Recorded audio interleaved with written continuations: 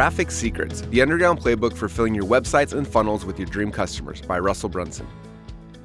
Hey, my name is Russell Brunson, and I'm the author of Traffic Secrets, and today I'm going to read to you from the studio. However, before we get started, I want to make a quick informal introduction. I spent the past 15 years mastering the art and the science of getting the right people to come to my websites and my funnels with their credit card in hand. After learning how to do it for my own companies, I created simple frameworks to help entrepreneurs that I have the privilege of serving to get more traffic into their funnels. This book is a compilation of all of these frameworks.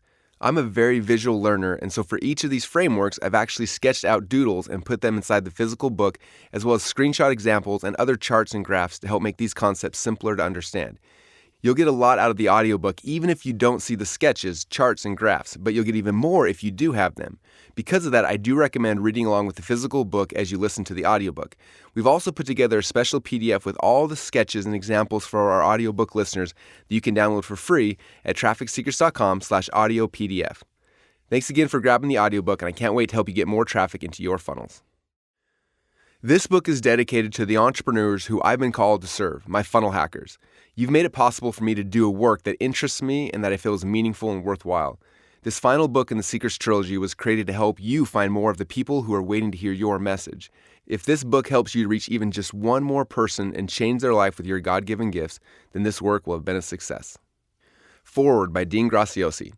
$25,000. Did I hear 30? The voice of the auctioneer was fast, and the suspense built as the bidding got higher and higher.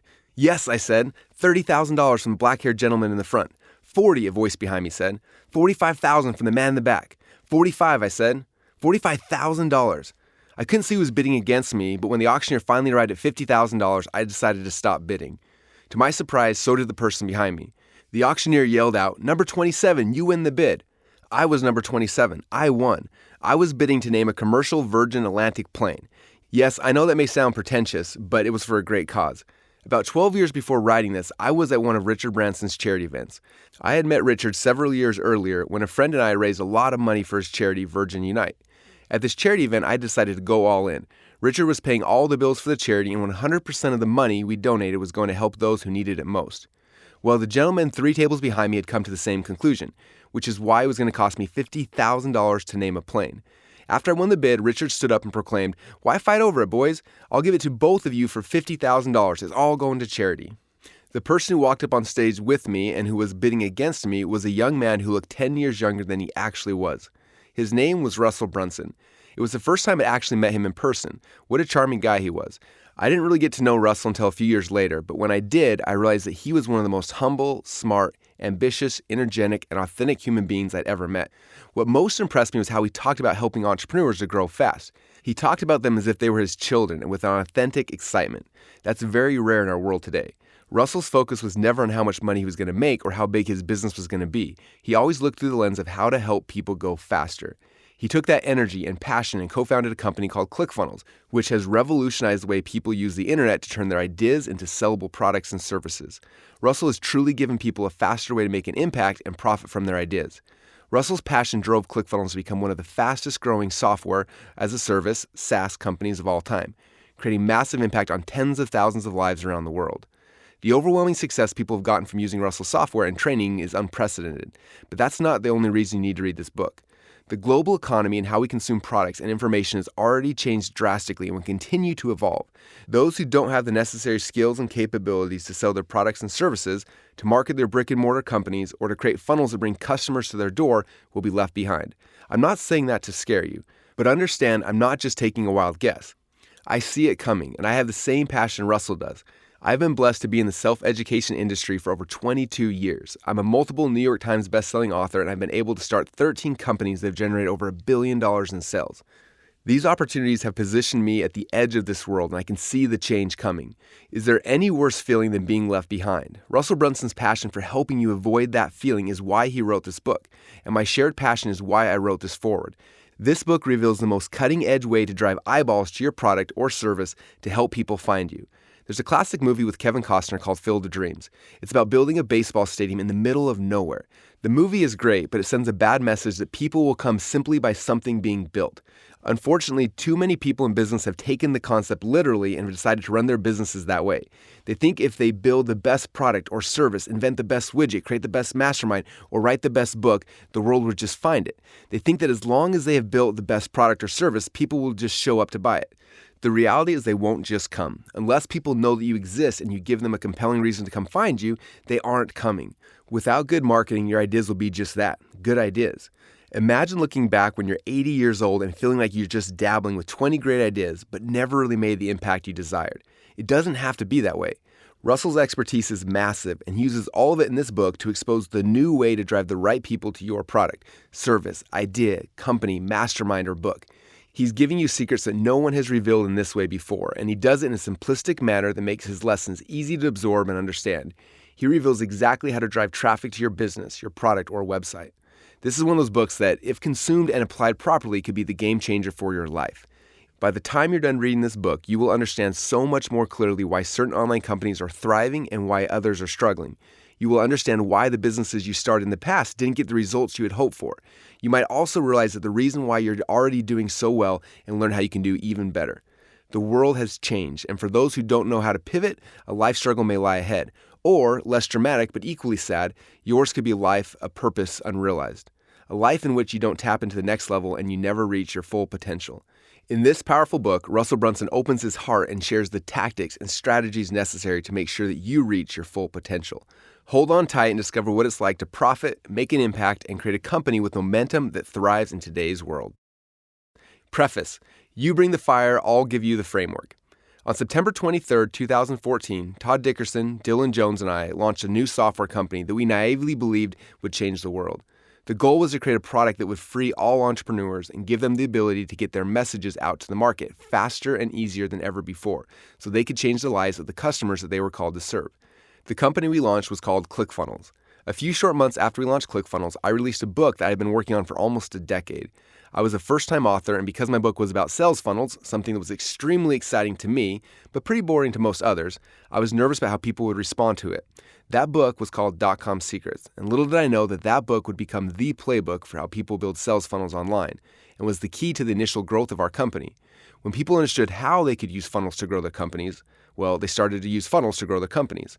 A few of the core concepts that I first revealed in .com Secrets were the secret of the value ladder and how you can use it to provide more value to your customers and make more money from every customer in the process. How to attract your dream customers that you want to work with and repel the types of customers that you don't want to work with so you only spend time serving the people that you enjoy being around. The exact funnels and sales scripts you can use to convert website and funnel visitors into customers and move them through your value ladder so you can serve them at your highest level, and a whole bunch more. As Garrett J. White told me after reading the book and applying it to his company, I already had the fire, but you gave me the framework I needed to grow. Over the next 2 years, that book became the underground playbook used by over 100,000 marketers to build their sales funnels online. But as ClickFunnels grew, I started to see a big division between those who were making money with their funnels and those who made funnels but weren't making any money. People had mastered the funnel structures and frameworks because of .com Secrets, and they could quickly build those funnels inside of ClickFunnels, but some people weren't making any money because they lacked the basic understanding of how to convert their funnel visitors into customers. They didn't understand the fundamentals of persuasion, storytelling, building a tribe, becoming a leader, and communicating with the people who entered into their funnels. And so I began my second book with the goal of helping readers to learn and master the persuasion secrets that are necessary to convert people at each stage of their funnel.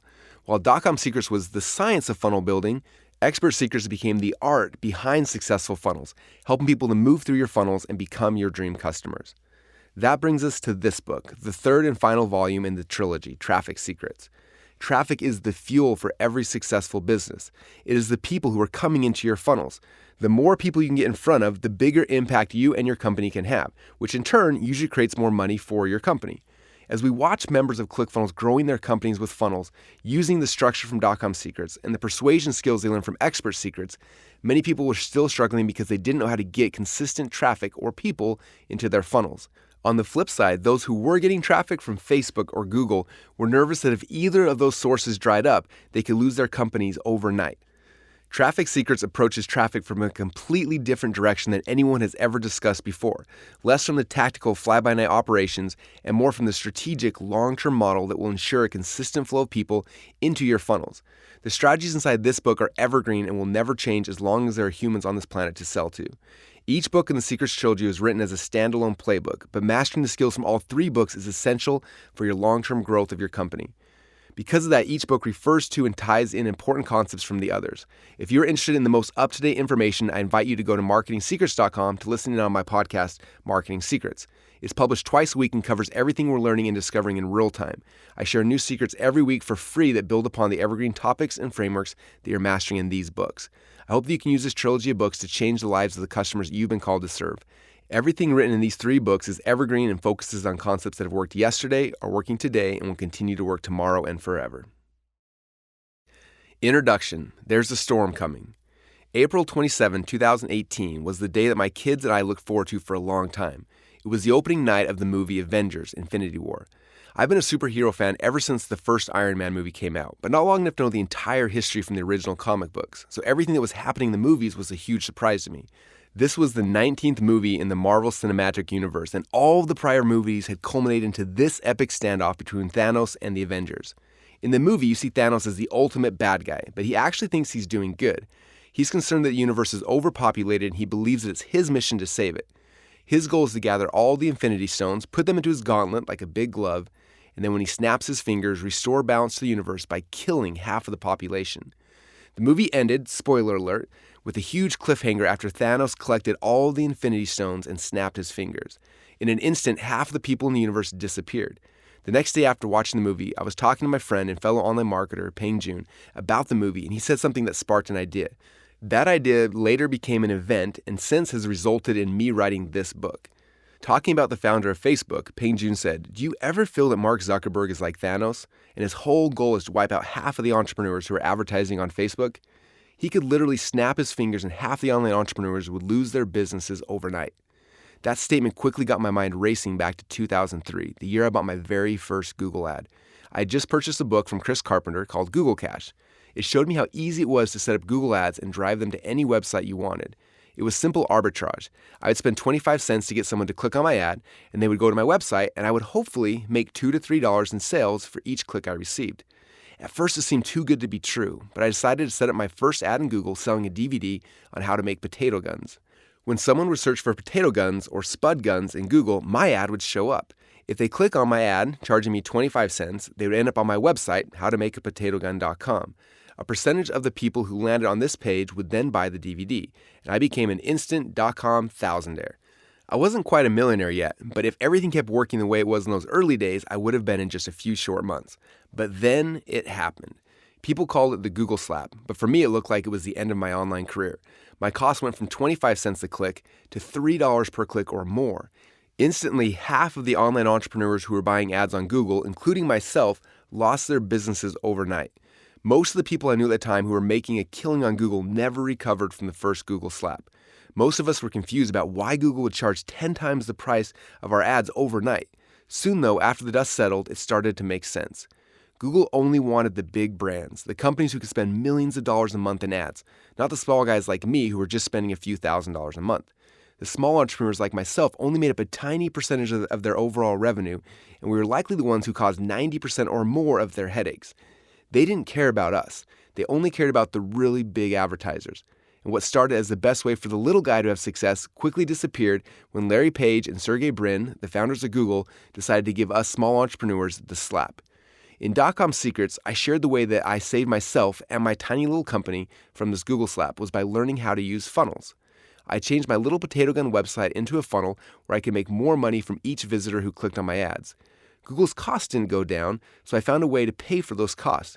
I would spend the $3 per click that Google wanted to charge me, but then I would make $5 to $6 from everyone who came into my funnel. That strategy is outside the context of this book, but I write about it extensively in both .com Secrets and Expert Secrets.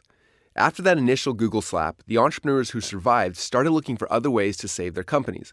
Some turned to email marketing and others turned to paid ads on blogs and websites, but the majority of marketers started getting the bulk of their traffic from Google's free search platform. We all started to learn how to play the game. We'd get ranked really high for the core keywords that we used to pay Google for, and traffic started coming back into our funnels for free. Again, this seemed like it had to be too good to be true, but for years this was the secret. Then one day, just like before, Google decided it was time to change things up once again. The next few years were known for dozens of new Google slaps that affected people who were ranking high in the free search results. Each morning we would wake up hoping and praying that we were still ranking for the keywords we'd worked so hard to earn. But we were at Google's mercy. Our future was outside of our own control. Each slap would take out another huge percentage of entrepreneurs. Soon they started giving each of these slaps cute little names like Panda and Penguin and Hummingbird. But each new slap meant that a new group of entrepreneurs had to wake up to the reality that their companies had dried up overnight. They had lost all their traffic, and because traffic equaled customers, they had no business. The decade from the early 2000s to 2010 was a constant fight for most entrepreneurs to stay alive. Then in 2007, the dawn of a new era of online advertising started when Mark Zuckerberg introduced his new Facebook ads platform. Just as Google did when they first opened up their platform, Facebook made it easy and affordable for entrepreneurs to buy ads. The costs were low and arbitrage was simple. Facebook's goal was adoption, to get as many people as possible and as fast as possible to use their ad service, and that's exactly what happened. For people like me, it was like the good old days of Google where I could spend 25 cents in ads and make $2 to $3 back for each click. Many of the entrepreneurs who I'm now coach started their companies around this time and have leveraged Facebook to grow their companies quickly. But for the marketers who have been around long enough to remember the earlier bloodbaths that Google and other platforms have put us through, the pattern of Facebook is almost identically matched what Google did when it started. Step number 1, the adoption. Make the barrier of entry easy to get everyone in and using the platform. Step number 2, the price hike. Slowly raise the prices to squeeze out the margins, killing off any entrepreneur who doesn't understand how to use funnels. And step number 3, the slap. Kill off the 50% of advertisers who cause 90% of their headaches. If you spend less than $1 million per month on ads, you're considered a small advertiser. You only make up a tiny percentage of their revenue, yet you're 100 times harder to support than a big brand who cares a lot less about ROI and more about just seeing their brand everywhere. That day after the movie, Payne Jr. and I joked that instead of a Google slap, we're going to see a Zuckerberg Thanos, we've now nicknamed him Zanos, snap, where 50% of all entrepreneurs' businesses would disappear overnight. If you rely 100% on Facebook for your traffic, then this is your warning that a storm is coming. You should implement everything you read in this book so that you can protect your company and thrive during that storm. On the other hand, if the Zanos snap has already happened and you woke up one morning to a dead or quickly dying business, then this book is your answer on how to save your company and get it to thrive again. Over the past decade and a half that I've been playing this game, I've survived and even thrived during dozens of Google slaps, the death of email marketing, algorithm changes, the rise and fall of tons of social media networks, and the fragmentation of online media. The question begs to be asked, why did we survive when so many other companies have failed? 2 reasons we survived when others failed. First, we understand how to use funnels. With funnels, we can make 5 to 10 times as much money for each visitor who clicks on our ads, so we survive and thrive when costs go up. Second, we have mastered the strategy, not just the tactics, behind getting traffic, and these strategies work on all advertising platforms in the past, the present, and the future. If you master these strategies, then no slap or snap can affect the lifeblood of your company. There will be another storm soon, just like there was with Google. It's happened time and time again, and we know that the greatest predictor of the future is the past. This storm is headed our way, and thousands of entrepreneurs are unaware. I feel like I have a moral responsibility to 100,000 plus members of our ClickFunnels community, and to the million plus entrepreneurs who follow me, and to anyone else who will listen to prepare them for this storm. Those who master these strategies will absorb the traffic, customers, and sales of those who are not prepared. Master these principles, and you and your company will thrive. An evergreen book about the fastest changing topic of all time? My biggest fear when I decided to take on writing this book was figuring out how to create a book about traffic that was evergreen. After all, how do you teach concepts that will last forever on a topic that changes almost daily? Every book that I've read about traffic in the past 10 years has focused on trendy tactics, which usually become irrelevant within months of being published. Oftentimes they become obsolete before they even get to print. The tactics behind how to get somebody to click on an ad and come to your website literally changes daily. In fact, I know people whose full-time jobs are solely dedicated to keeping up to speed with the changes that Facebook makes to its algorithms and ads manager.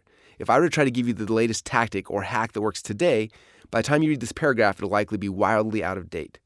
How many of us would have known 5 or 6 years ago that Instagram would be the powerhouse it is today? Who could have foreseen that messenger bots would be a really cool thing and then be almost dead in the water for a few months because of Facebook's legal troubles, and then shortly thereafter come back to life? What social platforms and technologies are still waiting to be discovered that we haven't even yet conceived? I then started thinking about the wake of the dead businesses I've seen in the past 15 years. So many entrepreneurs found temporary success because they figured out one way to get traffic or they mastered one tactic, for example, Google Ads or SEO. but then in one quick slap, they lost everything.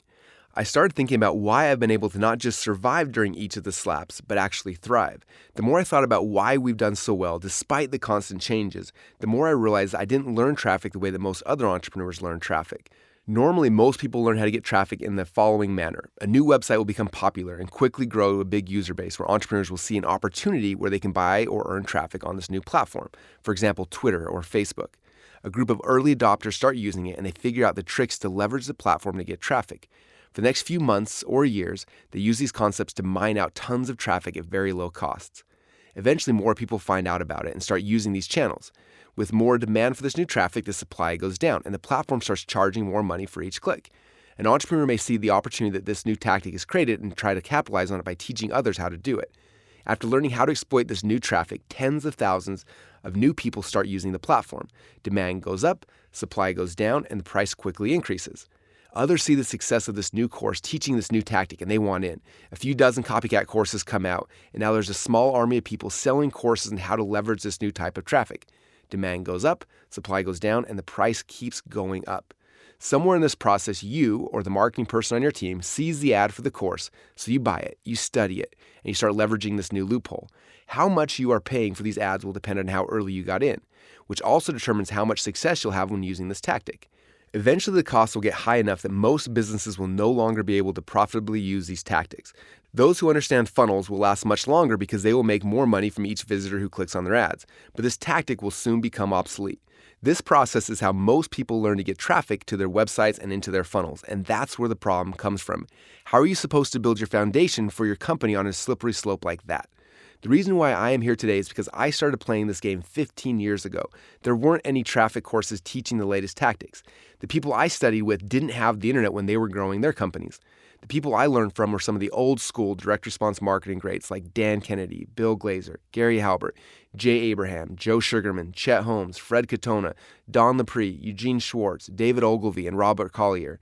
These guys didn't have the luxury of Facebook or Google. They learned the strategies of driving traffic before there even was an internet. Instead, they drove traffic with direct mail, radio ads, TV, and newspapers. These direct response marketers forced me to look at marketing and sales in a completely different way than people do today. They trained me on the core strategies of what makes a direct mail campaign work, how to get radio, magazine, or classified ads to profitably drive customers to you. The strategies I mastered during a decade of studying direct response marketing gave me a very different lens, which has given my company the ability to be on the front of the new trends, master the emerging tactics before most people even know they exist, see opportunities that are invisible to most everyone else, and laugh every time there's a Google slap or Zanos snap. Moving forward, you have to understand that traffic is people, and people are extremely predictable.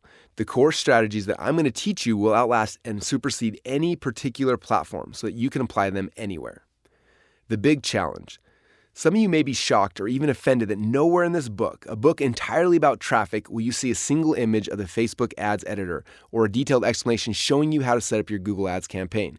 I didn't put any platform-specific screenshots inside this book because I wanted this work to remain evergreen for you. The backends of each of these systems are constantly changing, and any snapshot I take today would be out of date before you even started reading. Instead, we'll be focusing on strategies that don't change, including identifying your dream customers, finding out where they are congregating online, learning how to work your way in, understanding how to buy your way in, creating your own publishing platform, building your own distribution lists.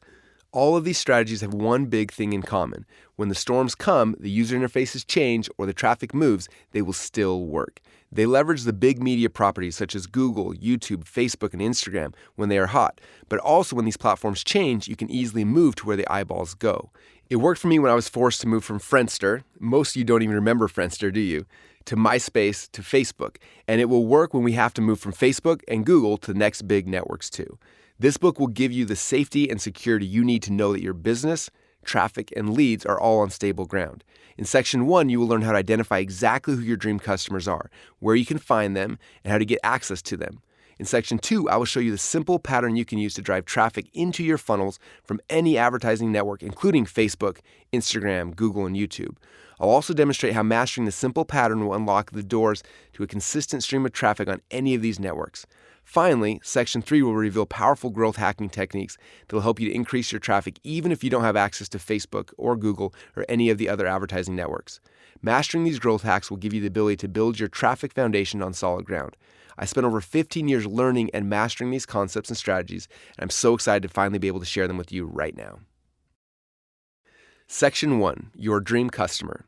The phone rang. It was Chad. Well, he was Chad to me, but to his patients, his name was Dr. Woolner. Hello? I answered. Hey man, I know it's late, but do you have some time to talk? I'm in a really bad place right now. Sure, I quickly responded. I'll be right over. Just 5 years earlier, Dr. Woolner had graduated with his Doctorate of Chiropractic degree. Shortly thereafter, he moved his family to Boise, Idaho to work as an associate chiropractor for a new clinic in town. His goal wasn't to work for someone else, though. While Chad was an amazing chiropractor, he's an even better entrepreneur, and he wanted to start his own practice. He went through the process of writing a business plan, getting a small business loan, remodeling a new office, getting logos designed, and everything else that goes into starting your own business. I knew that business had been slow ever since he had opened his doors, but I didn't know how slow until I got to his office that night. I'm not going to make it, he said. We're out of money and we have no way to get more patients in the door. I spent some time talking to him about the situation and gave him some possible ideas to get more business. He then said something that hit me like a ton of bricks. I went to college for 4 years to get my degree, and then I spent an additional 4 years at chiropractic college to become a chiropractor. Yet all that time, not once did they ever talk about how to actually get patients to come to my clinic. Isn't that unbelievable? They could lock up an entrepreneur for 8 years to teach them a skill, but not even spend 10 minutes showing them how to market that skill? To me, it's the biggest problem with our education system, and it's one of the biggest issues that plague new entrepreneurs in any market. They believe that if they build a great product or create an amazing company, the customers will automatically follow.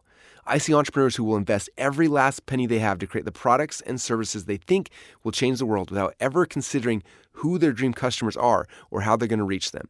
They'll happily invest in coaching, product creation, design, education, almost everything.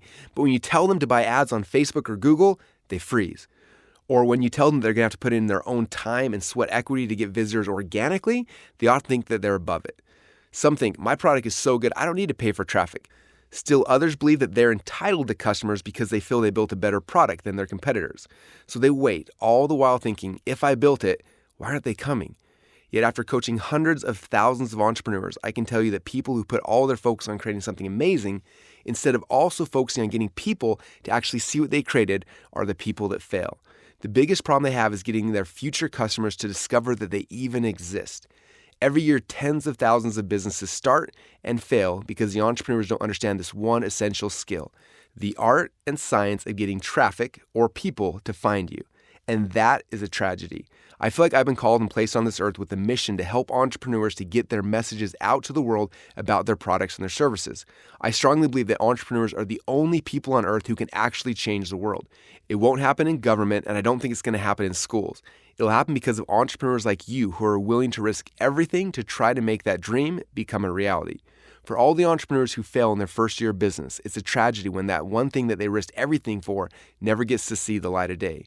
Waiting for people to come to you is not a strategy, but understanding exactly who your dream customer is, discovering where they're congregating, and throwing out hooks that will grab their attention to pull them into your funnels where you can tell them a story and make them an offer is the strategy. That's the big secret.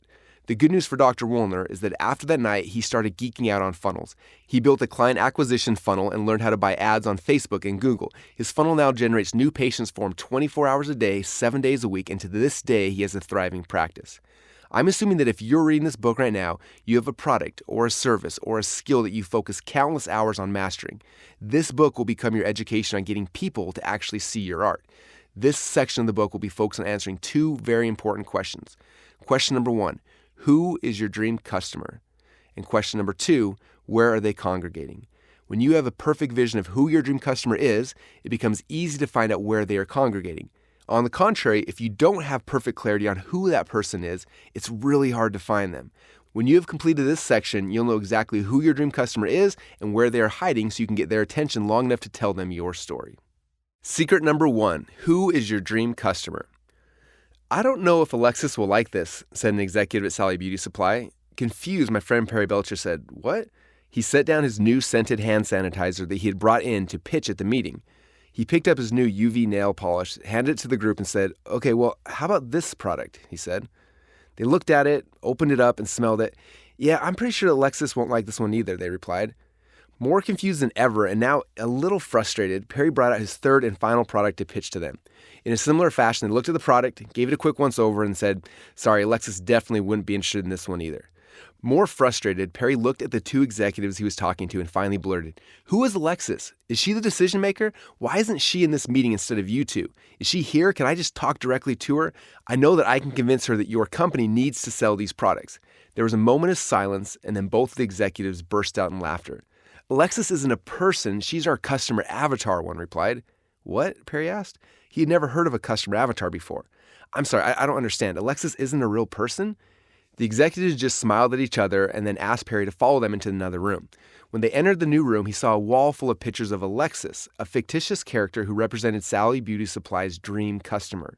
The wall also featured a full bio about who she was, how many kids she had, where she lived, how much money she made, and the type of home that she lived in.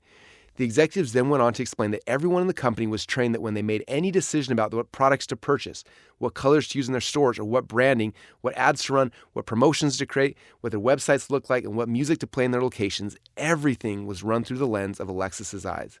If it was something Alexis would love, then the answer was yes. If it wasn't something she would love, then the answer was always no. They didn't run a product-centric company. They ran a customer-centric company. Their customer avatar is what drove everything from the products they created to the ads that they ran. When Perry first told me this story, I had my big aha. Most entrepreneurs mistakenly think that their business is about them, but it's not. On the contrary, your business is about your customer. If you want customers or traffic to come into your funnels, then you have to be able to find them online. And if you want to find them online, then you have to start to understand them at a much deeper level. Becoming obsessed with your dream customers. The first step in this process is to become obsessed with your dream customers. Companies that become obsessed with their products will eventually fail. As we've grown ClickFunnels, I've seen this happen time and time again. Every company we've competed against, even though some of them had hundreds of millions of dollars in funding behind them, eventually lost to us because they were busy focusing on their products while we became obsessed with our customers. What do I mean when I say obsessed? Well, being obsessed with your customer means understanding them just as well, if not better, than they understand themselves. For many, this is the most difficult part of the process, even though you may have actually been your dream customer not too long ago. Often just remembering how you felt when you were trying to solve the very problem that you're now solving for people is usually hard. I was recently talking to my friend Nicholas Bayerly about the fact that most businesses are created from a problem that an entrepreneur had, and their product or service was a result of them figuring out the solution to that problem. Our mess becomes our message, Nicholas said.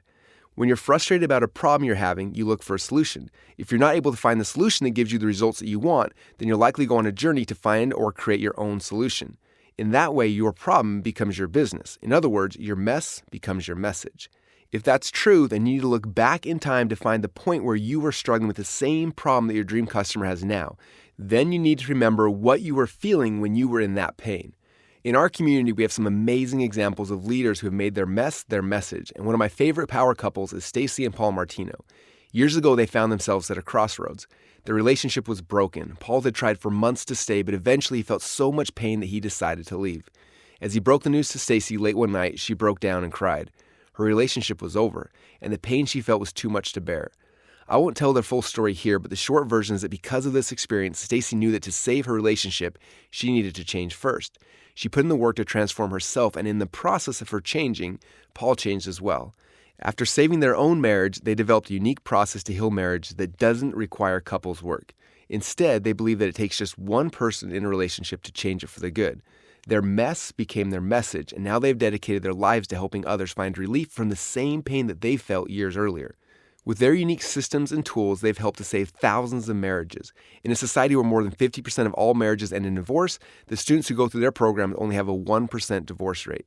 Stacy and Paul are successful at finding and helping their dream customers because just a few years ago, they were their dream customers.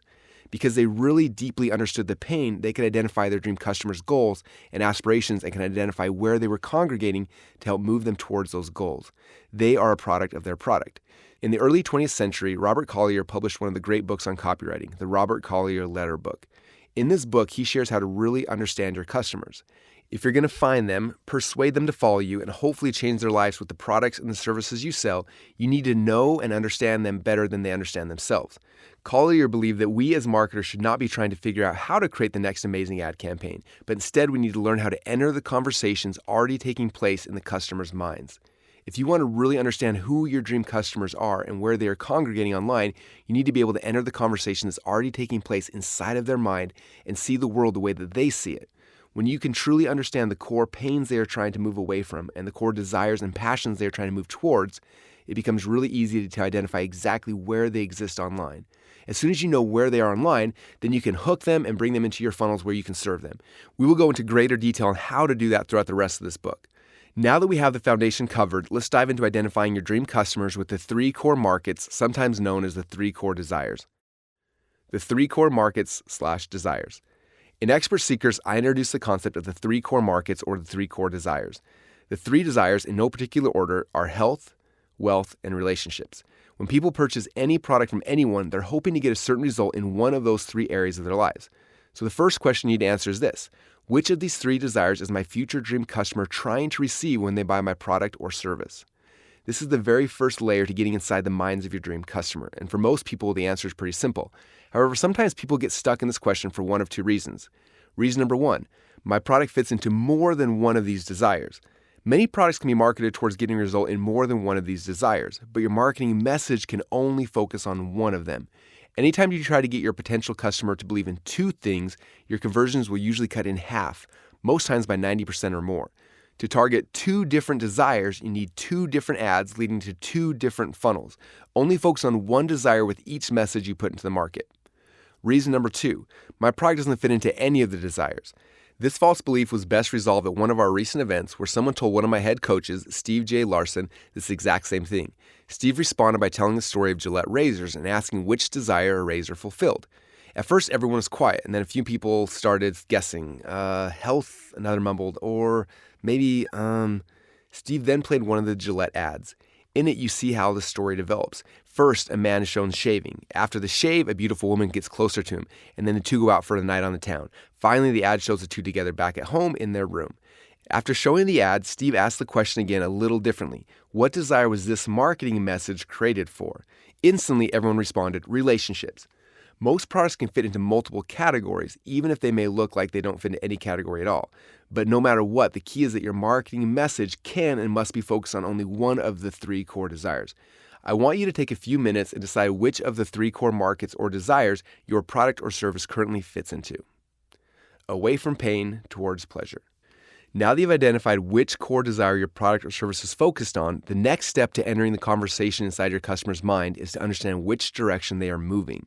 Every human being on this planet is always moving in one of 2 directions when they make a decision: away from pain or towards pleasure. Moving away from pain.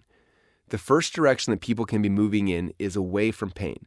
Let me show you a few examples of moving away from pain for each desire. Health, moving away from pain. I'm overweight and I don't feel comfortable in my clothes. I don't have energy and I feel tired all the time. I hate what I see when I look in the mirror. Now, wealth, moving away from pain.